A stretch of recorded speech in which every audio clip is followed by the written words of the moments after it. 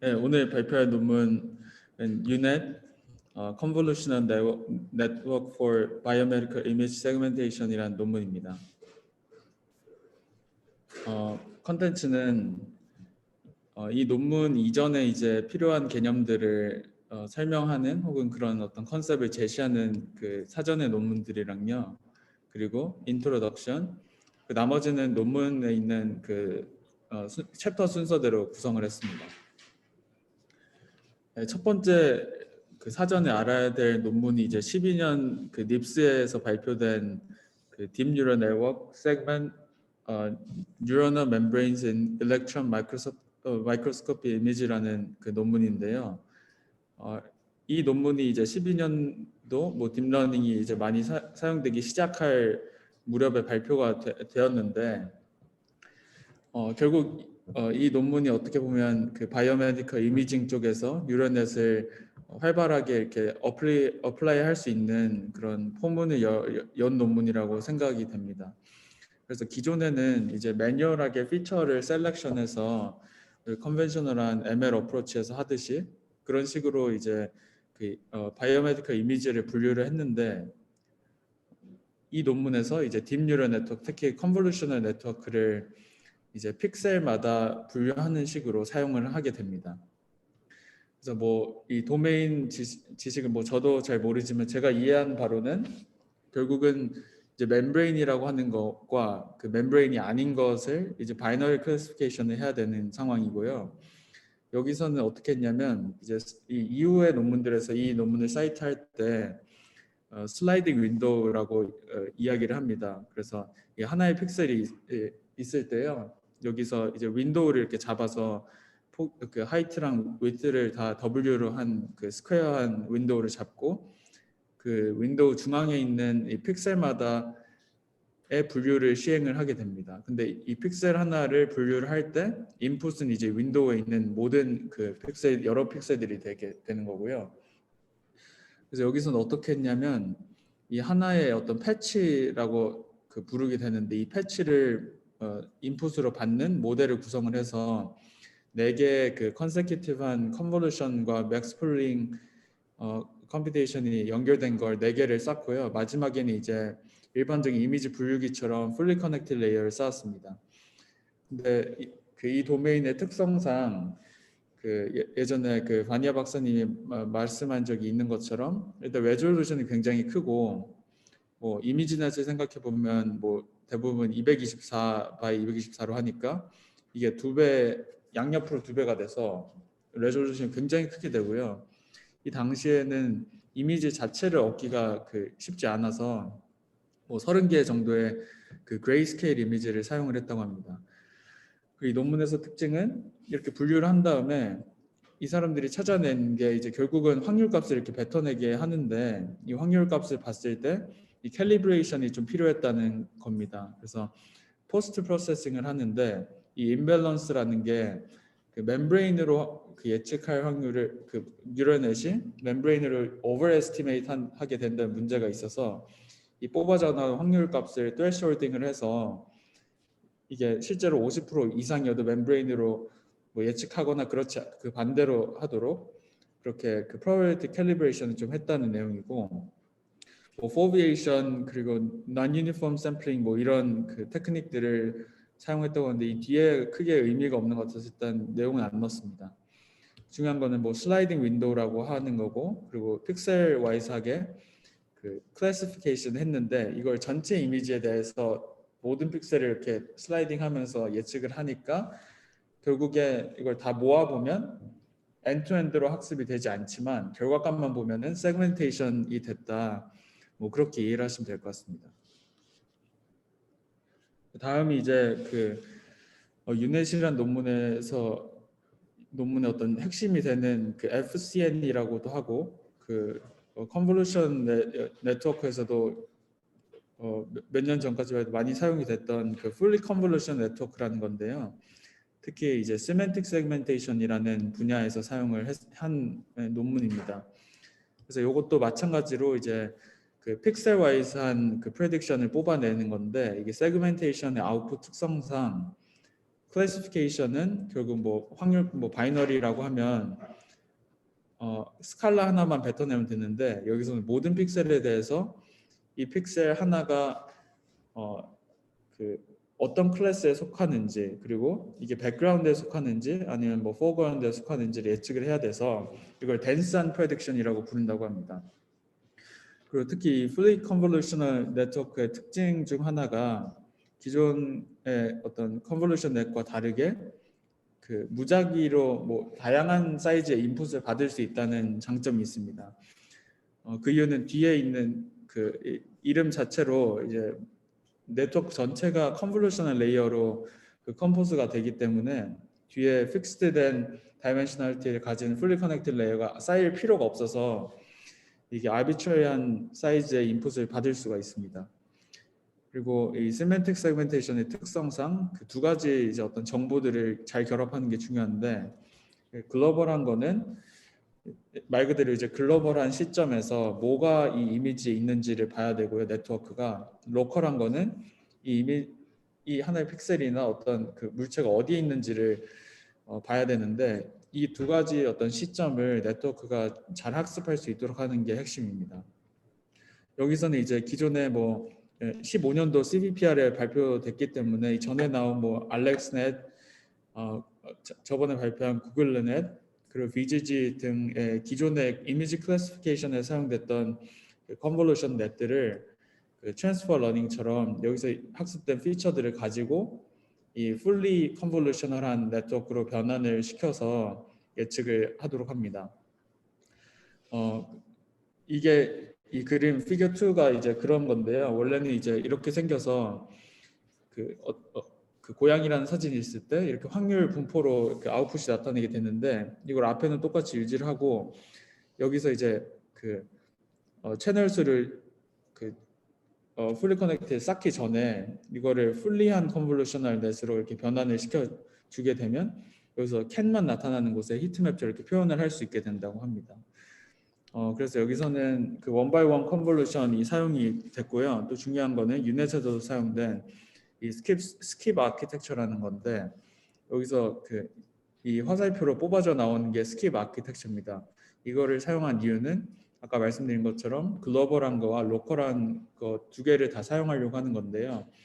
여기서 이전에 그 계산되었던 어떤 피처 맵을 그 계산을 거치고 나서 된 거와 이렇게 합쳐주게 되는데 그런 그 아키텍처를 뭐 레지넷이랑도 뭐 개념적으로는 뭐 언뜻 보면 좀 비슷한 부분이 있는 것 같기도 하고요. 어쨌든 그런 걸 스킵 아키텍처라고 부릅니다. 그리고 여기 있는 이 파란색 그 사진이 이제 기존의 풀리 커넥트가 붙여진 그 이미지 클래시피케이션에서 사용되는 그 컨볼루셔널 넷과 밑에서는 이제 세그멘테이션에 사용되는 거를 이제 원 바이 원으로 이렇게 바꿀 수 있다라는 거를 이야기를 하는 건데요. 뭐 예를 들어 여기서 보이는 이제 이게 그 하이트랑 위드가 5x5 그 피처 맵을 가지고 있으면 여기서 이제 그 5x5 컨볼루션 바로 적용을 해서 그 하이트 위스를 1x1으로 바꿀 수 있고 채널은 아무렇게나 바꿀 수 있으니까요. 그런 식으로 해서 결국에는 그 기존의 그 풀리 커넥티드 레이어를 사용한 것과 비슷한 결과를 만들 수 있다. 그래서 이런 과정을 이제 컨볼루셔널라이제이션이라고 부른다고 합니다. 이게 그 fully connected layer, fully convolutional layer의 어떤 그 큰 그 도식인데요. 여기서 뭐 세그멘테이션이라고 해서 결국에는 이렇게 한 번에 줄여서 다시 확 늘리는 과정을 뭐 언풀링이라고도 하고 이 논문에서는 디컨볼루션이라고 부르는데 최근에 사용된 디컨볼루션 개념과는 좀 다릅니다. 그래서 뭐 언풀링이라는 거는 기존의 컨볼루셔널 레이어는 이제 하이트랑 위트, 피처 맵의 하이트랑 위트를 그렇게 줄여 나가는 방식으로 계산이 되잖아요. 근데 이걸 거꾸로 반대로 늘리는 적용 방식을 가져갑니다.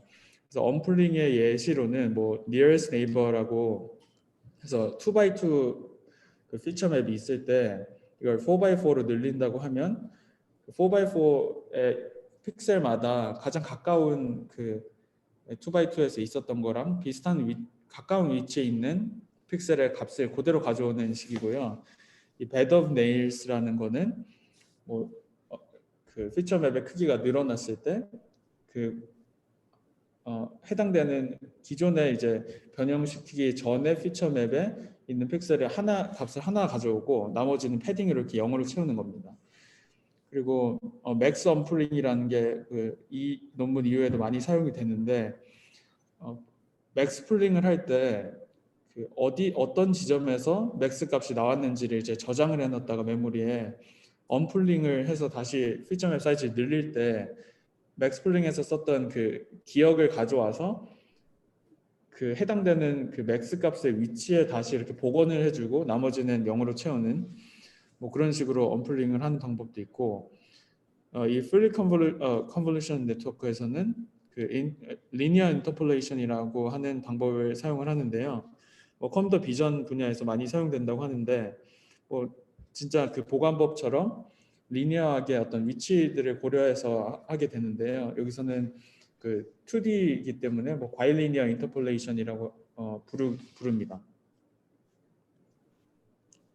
네, 그리고 이제 디컨볼루션이라는 그 포항공대에서 나온 ICCV 15년 논문인데 여기서 사용되는 이제 여기서 사용되는 이제 디컨볼루션의 개념 이후로도 많이 사용이 되게 됩니다. 그래서 기존에 아까 말씀드린 fully convolutional 네트워크의 문제가 결국에는 fixed size reset field를 가지고 뭐 스킵 아키텍처가 존재하긴 하지만 이게 그 시멘틱한 거와 디테일 모두를 가져갈 수 있는 펀더멘털한 솔루션이 아니라고 이야기를 하고 여기서 제시한 이 디컨볼루션 네트워크는 여기서도 시멘틱 세그멘테이션을 하게 되는데 여기서도 언풀링이랑 디컨볼루션 그리고 뭐 렉티피케이션 레이어 이렇게 조합을 해서 만들게 됩니다. 그래서 컨볼루션 그 네트워크라고 하는 거와 디컨볼루션 네트워크 이렇게 대칭적으로 구조를 이루게 되는데 뭐 피처 익스트랙션의 컨볼루션 네트워크에서 적용을 하고 그 다음에 디컨볼루션에서는 여기서 뽑아낸 피처를 이제 어디 쉐입을 어떻게 보낼 건가 이렇게 인투이티브하게 이해를 하시면 될 것 같습니다. 그리고 아웃풋은 이제 그 세멘틱 세그멘테이션이기 때문에 아웃풋이랑 인풋 사이즈가 똑같아야 됩니다. 픽셀의 개수가. 그리고 그 아웃풋에서의 각각 그 픽셀 뭐 채널이라고 하면 그 채널의 개수는 그 프레딕션 하고자 하는 클래스의 개수가 됩니다. 근데 백그라운드까지 대부분 포함을 해서 하나가 더 늘어나게 되고요.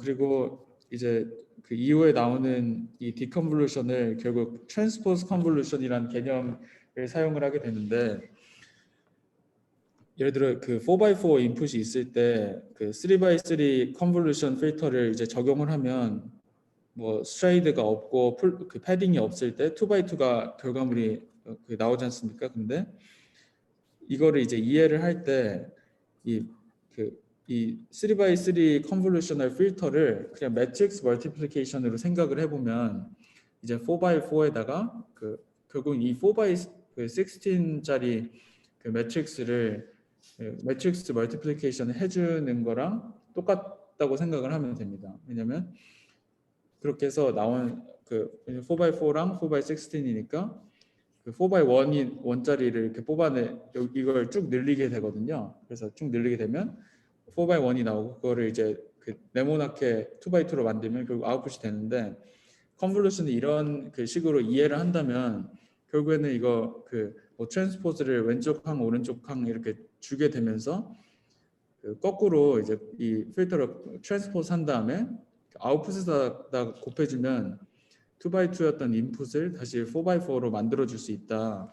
뭐 그런 개념이 이제 트랜스포즈 컨볼루션이라고 하고 이제 이게 디컨볼루션에서 사용이 됩니다. 그리고 아까 말씀드린 그런 풀링과 언풀링, 뭐 컨볼루션, 디컨볼루션 개념이 그런 것들이고요. 그리고 이제 이런 어떤 뭐 학문적인 개념들 토대 위에서 유넷이 이제 쌓이게 되는데 뭐 미카이라는 어떤 그 학회에서 발표가 됐다고 합니다. 여기서도 이제 유넷도 그 컨볼루션 네트워크 기반으로 그 엔투엔드 트레이닝이 가능하도록 구성이 되고요. 여기서 말하는 장점은 이제 인퍼런스가 빠르다는 겁니다. 세그멘테이션인데도. 그리고 이 도메인은 뭐 바이오메디컬 이미지 프로세싱이라는 분야이고 이 분야의 특성상 뭐 이미지넷에 뭐 당시 15년도니까 이미지넷에 있던 뭐 100만 개가 넘는 이미지와 비교했을 때 굉장히 적은 그 데이터를 가지고 있는 도메인이고 결국 아웃풋은 이제 로컬라이제이션을 하려고 하는 건데 어떤 이미지가 있을 때, 뭐 바이오메디컬 이미지가 있을 때 그 이미지의 픽셀마다 이 픽셀이 각각의 픽셀이 어떤 클래스에 속하는지, 백그라운드에 속하는지를 이제 아웃풋을 해줘야 되고 이걸 레이블 어사이먼트라고도 부른다고 합니다.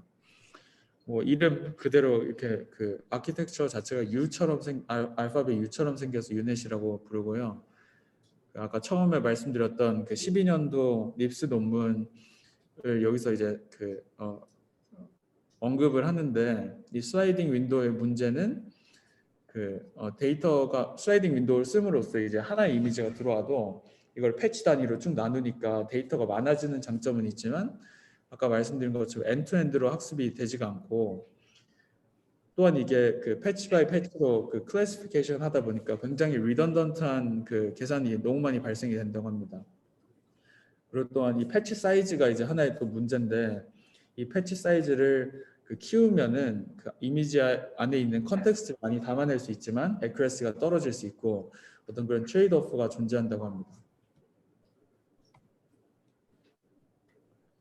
네, 그리고 또 언급하는 게 아까 그 fully convolution 네트워크인데 여기서는 그 이제 컨트랙팅 패스라고 하는 이제 그 피처 맵 사이즈를 줄이는 그 패스가 있고 그 뒤에 뭐 그 연속되는 레이어를 쌓아서 이걸 좀 그 서플멘트 하려고 했지만은 뭐 여러 가지 문제가 아직도 뭐 있다는 겁니다. 그리고 이 fully convolution 네트워크 사실 유넷에서 많이 개념들을 차용을 했는데 레졸루션을 다시 그 원래 크기로 복원한다는 어떤 개념을 사용을 했고요. 그리고 또 스킵 커넥션이라고 아까 말씀드린 그 뭐 시멘틱한 거와 디테일 모든 두 가지 어떤 그 장점을 다 가져갈 수 있는 그런 아키텍처를 차용을 했습니다. 유넷의 또 큰 특징은 이제 업샘플링이라고 하는 그 과정을 거칠 때 채널의 개수를 굉장히 크게 가져간다는 특징이 있고 그리고 그 fully connected 레이어가 사용되지가 않습니다.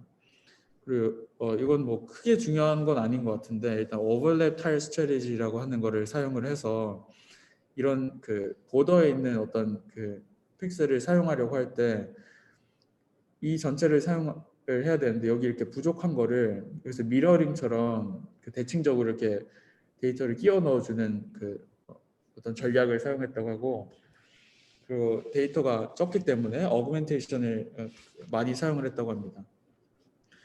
그리고 또 하나의 중요한 거는 이 분류를 시행을 할 때 여기서 보시면 알 수 있듯이 뭐 이런 어떤 물체들이 서로 따닥따닥 붙어 있기 때문에 이런 거를 잘 이렇게 떨어뜨려 놔줄 수 있어야 되는데 그런 걸 해결하려고 하는 테크닉을 이제 뒤에서 설명을 드리겠습니다. 일단은 그 U라는 알파벳 U의 왼쪽 부분을 컨트랙팅이라고 부르고 오른쪽을 expensive라고 부르게 되는데요. 컨트랙팅 패스는 두 개의 이제 3x3 컨볼루션 근데 패딩이 없이 3x3 컨볼루션이 오고 그 밸류 펑션을 거치고 그리고 다운 샘플링이 진행이 되는데 그 다운 샘플링은 뭐 2x2 맥스 풀링 그리고 스트라이드가 아마 2였던 것 같습니다. 그래서 그런 스트라이드를 가진 맥스 풀링을 진행을 해서 피처 맵 사이즈를 줄이고요. 이 맥스 풀링을 진행할 때마다 채널의 개수를 근데 2배로 이렇게 늘려줍니다. 네, 그래서 여기서도 보시면 지금 이게 그 피처맵 채널 하나당 그 사이즈고요. 그리고 이게 이제 채널의 개수인데 보시면 알 수 있듯이 여기서 이제 그 컨볼루션을 거치면서 이렇게 줄어들게 되고 그리고 채널의 수는 또 2배로 늘어납니다.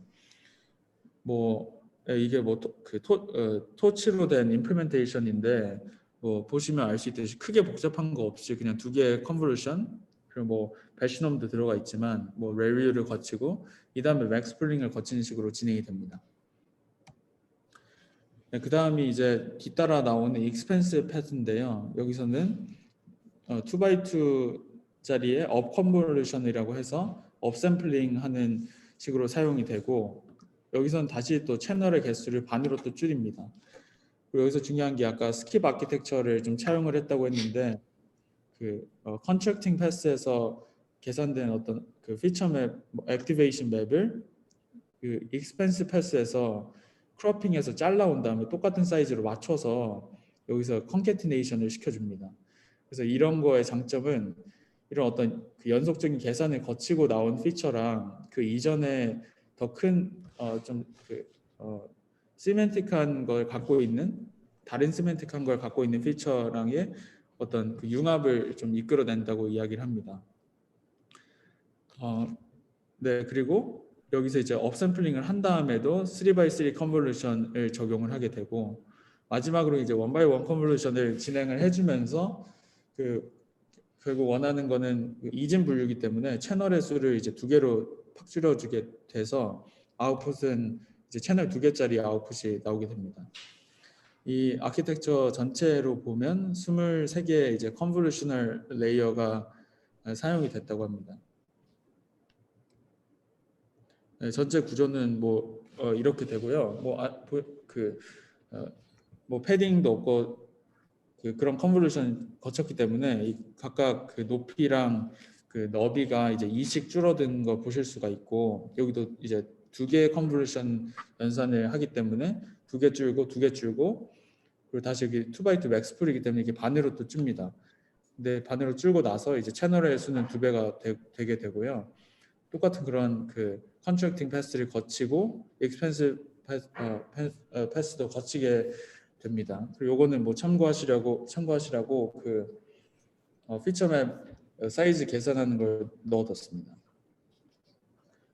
트레이닝을 할 때는 뭐 에너지 펑션이라고 하는 거를 이제 정의를 하는데 이 에너지 펑션이 어떻게 정의를 하냐면 결국에는 그 픽셀 와이즈하게 소프트맥스를 계산을 하게 되고 근데 픽셀마다 해서 이 전체 피처맵에 대한 그 픽셀 와이즈한 소프트맥스를 적용을 합니다. 그리고 이거를 이제 크로스 엔트로피랑 섞어서 쓰게 되는데 이게 결국 뭐 소프트맥스라고 보시면 되고 K가 이제 채널이고요. 이 에너지 펑션에서 이 중요한 거는 그 로그 프로바빌리티를 각각 로그 프로바빌리티에다가 이 웨이트 펑션을 이제 곱하는 식으로 이제 계산을 합니다.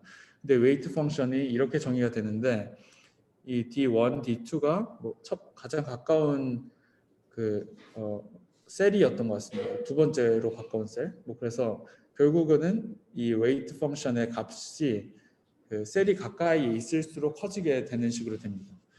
이렇게 웨이트를 많이 결국 이게 로스로 사용을 하는 건데 로스에서 각각의 텀을 이제 증폭시켜주는 텀의 어떤 영향을 증폭시켜 줌으로써 가까이 있는 셀들이 있을 때 그 셀들을 네트워크가 알아서 좀 그 웨이트를 크게 줌으로써 이렇게 붙어 있어도 잘 분류를 할 수 있게끔 하게 하려고 이런 웨이트를 적용을 했다고 합니다.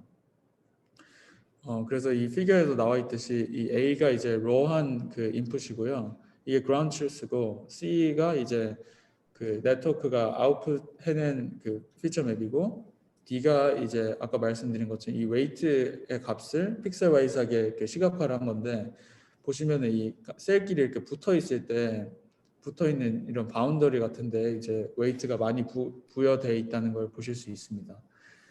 그리고 좀 더 그 디테일한 테크닉으로는 그 트레이닝을 할 때 그 웨이트를 이니셜라이제이션을 해줬는데 뭐 그 각각의 노드에 대한 그 값을 뭐 가우시안 그리고 그 2 over fan in의 스퀘어 루트를 쉬운 값으로 스탠다드 디비에이션을 주는 그런 가우시안을 따르게 했고요. 참고로 뭐 르쿤이나 뭐 사비에르 뭐허 이런 이니셜라이제이션이랑 비슷한 어떤 개념이라고 보시면 그런 이니셜라이제이션 기법이랑 같은 의도라고 보시면 될 것 같고 그리고 데이터 어그멘테이션인데 결국에는 뭐 다들 그렇듯이 어떤 뭐 트랜슬레이션 인베리언스 그리고 뭐 시프트나 이 로테이션 등의 좀 로버스트한 그 피처들을 잘 학습할 수 있도록 하게끔 뭐 어그멘테이션을 사용했고 또 다른 이유는 트레이닝 샘플 자체가 너무 적어서 이 어그멘테이션을 많이 사용을 했다고 합니다. 예, 뭐 익스페리먼트는 그 어떤 테이블에 있는 값들도 있었는데 그걸 보는 게 큰 의미가 없는 것 같아가지고요. 일단 실험을 몇 개를 한 거는 뭐 이 그 마이크로스코픽 레코딩스라고 하는 어떤 이미지 같은 것들을 사용을 한 실험을 했고, 그리고 셀과 멤브레인을 이제 분류하는 실험을 했다고 합니다. 근데 뭐 슬라이딩 윈도우 기법이나 다른 것들보다 더 좋은 퍼포먼스를 보여줬고, 두 번째 실험도 뭐 비슷한 맥락의 실험이었습니다. 그래서 이게 그 실험한 거의 뭐 결과를 시각화한 겁니다. 마지막으로는 뭐그 단순하게 컨클루전으로 이 유넷의 장점은 일단 엔드투엔드로 세그멘테이션 할 수 있는 그 네트워크를 제안을 했다는 겁니다. 그래서 기존의 뭐 슬라이딩 윈도우뿐만 아니라 다른 세그멘테이션 기법과 다르게 그냥 인풋이 들어왔을 때 확 빠른 인퍼런스를 통해서 그냥 바로 그 분류 값이 들어가 있는 그 아웃풋이 나온다는 거고요. 인풋의 사이즈와 똑같은 아웃풋이. 그리고 컨볼루션 네트워크를 적용을 했고, 그리고 뭐 이미지넷이나 다른 거와 비교했을 때 굉장히 뭐 비교도 안 되게 적은 이미지를 가지고 이제 뭐 데이터 어그멘테이션 잘 적용을 해서 그 분류기를 만들어냈다고 할 수 있고, 저는 뭐 개인적으로 그 뭐 15년도 당시에 뭐그 업샘플링 같은 어떤 여러 기법들도 그렇고 컨볼루셔널 네트워크에서도 굉장히 어드밴스된 그런 테크닉들을 많이 사용했다고 생각이 들었습니다. 참고하신 뭐 논문은 그냥 유넷을 보시면은 그 개념들이 좀 어려운 것 같고, 그 전에 논문들을 차근차근 보시면서 보시면은 이해에 도움이 될 것 같습니다. 네, 감사합니다.